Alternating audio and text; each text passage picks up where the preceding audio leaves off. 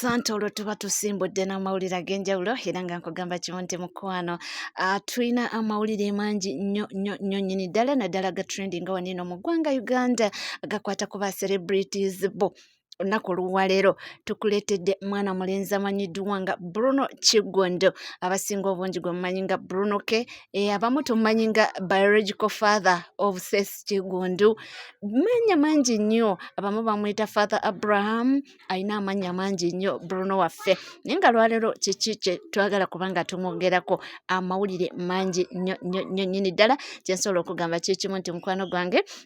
mpaka kisa mbanga nkwaniriza nate wanino ku NCK TV. Webale kubanga oli naffe, bali kutambula naffe, naye nga wobanga tona subscribinga mukwano ke kaseera okubanga subscribinga ku channel yaffe,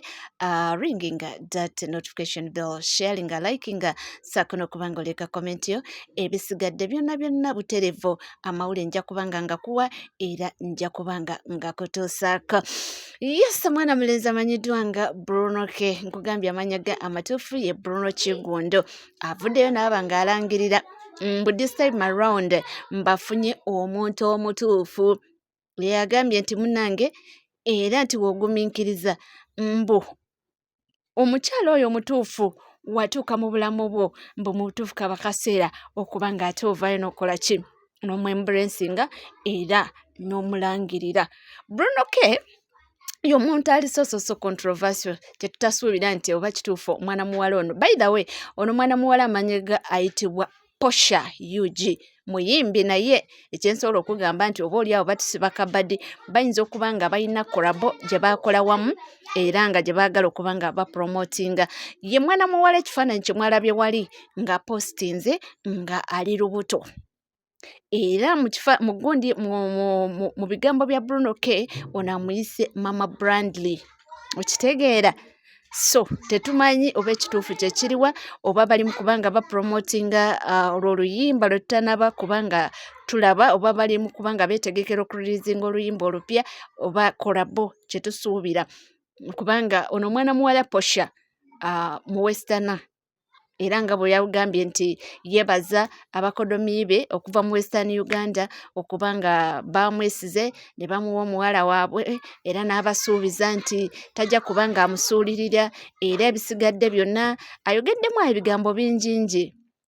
Nendaba ne Posha naye agenze ku Facebook page ye naye naaba nga abisharinga era naye n'akakasa, naye nga kyemmanyi nti mwandibaawo kubanga batuzanyira ku buwongo, kubanga ffenna nze naawe tumanyi Bruno K, kubanga saagala ku insistinga mbu tumumanyi nnyo naye alina ssaga nnyingi nnyo z'abaddemu. Bruno K is a father of 4 kids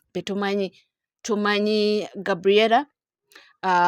the biological son, that is Seth Kigondo, ne wabaawo owa Dola, ono gwe baayimbira akayimba ka Nakulyako naye n'amala n'amuyimbira akayimba ka gundi weemwe.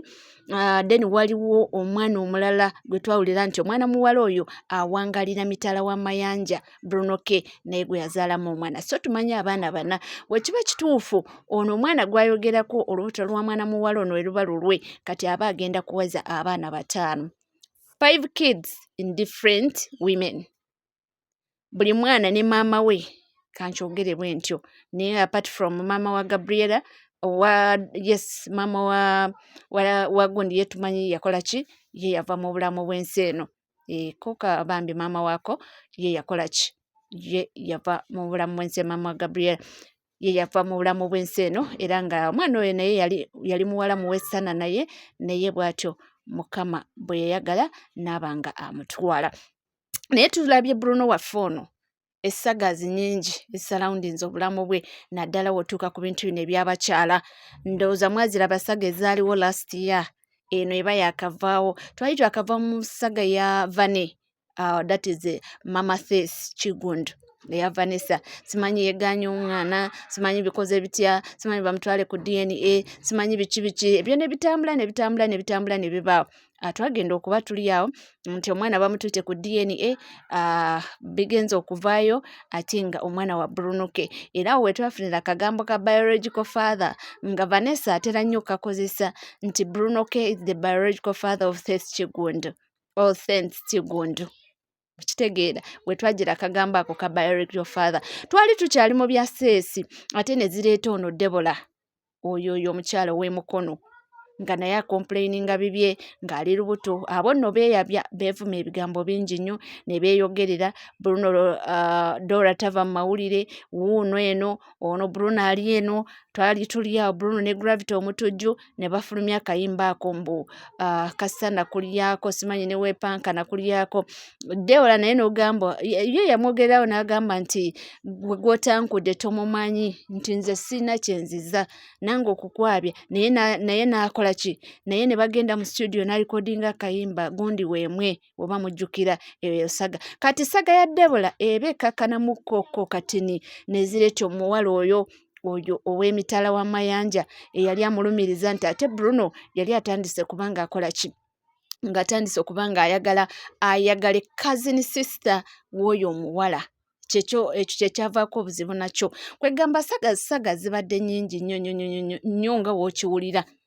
era makati awo ebintu byatabukira Bruno naye lwakuba nti ye oba ye omutima gwe mugumu simanyi byamutabukira nnyo n'abeera in the middle of everything ono naye ffe lwakuba twali tumanyi kali ka bebi kaffe akawala akabeeranga ne mukyala Farida nakazibwe oba kakyabeerayo awo simanyi naye nga akufike twali tumanyi kokka ate mama Thesi ye ng'agamba nti lwaki ke baporomotinga ng'ayagala mbu owuwe naye abantu bategeere nti Bruno ayinayo omwana omulala actually ffe twali tumanyi ka Gabriela kokka nti keekaana kokka ka Bruno kati oli mama Thesi oyo Vanessa ye nti yalwaniriranga nnyo ekintu ekyo ne Thesi naye bamupostingeko abantu bamanye nti Bruno ayinayo omwana omulala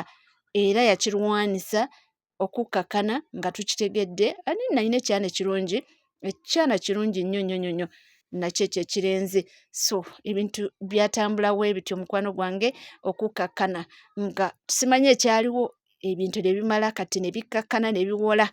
ate katugenza okulaba nga postingzoni ono omulala omuwala gwatukakasa mbu yafunye naye tulinamu okwekengera nti Bruno waffe maybe nga Bruno omulala naye nga Bruno waffe no sisuubira bayinza okuba nga batusiba kiwaani nga baagala kukola kolabo kubanga Bruno muyimbi ne Posha muyimbi era abeesinga eri mu Western Uganda so bandibanga balina kolabo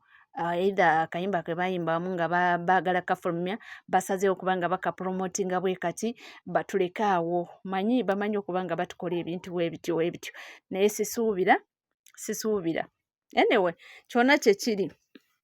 kyonna kyekiri naye nga amazima amatuufu gali nti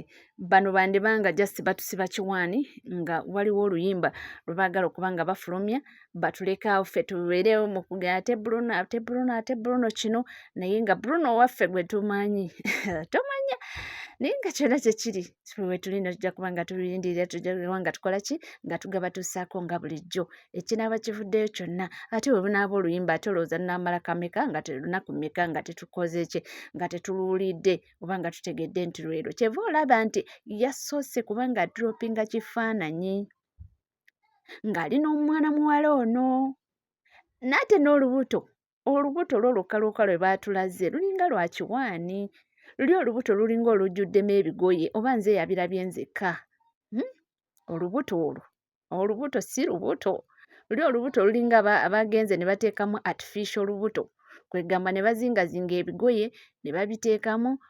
kubanga w'otunula kateeteeyi omuwala kayambadde tosobola kuŋŋamba mbu ka mukyala wa lubuto anyway kyonna ekinavaayo ffe we tuli nnyo tujja kuba nga tukola ki tugaba tussaako nkugamba kimu nti mukwano gwaliyo atana subscribinga ke kaseera okuba nga osubscribinga ku channel yaffe that is NCK TV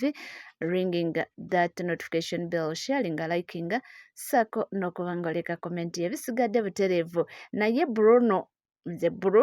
Bruno alabika atusiba kiwaani mu butuufu naye nga tutwala ekyo ekiriwo ye kyayogedde naye nga with time tujja kuba nga tutegeera ekituufu kyekiriwa naye nze ndabira ddala nga olubuto luli batulimba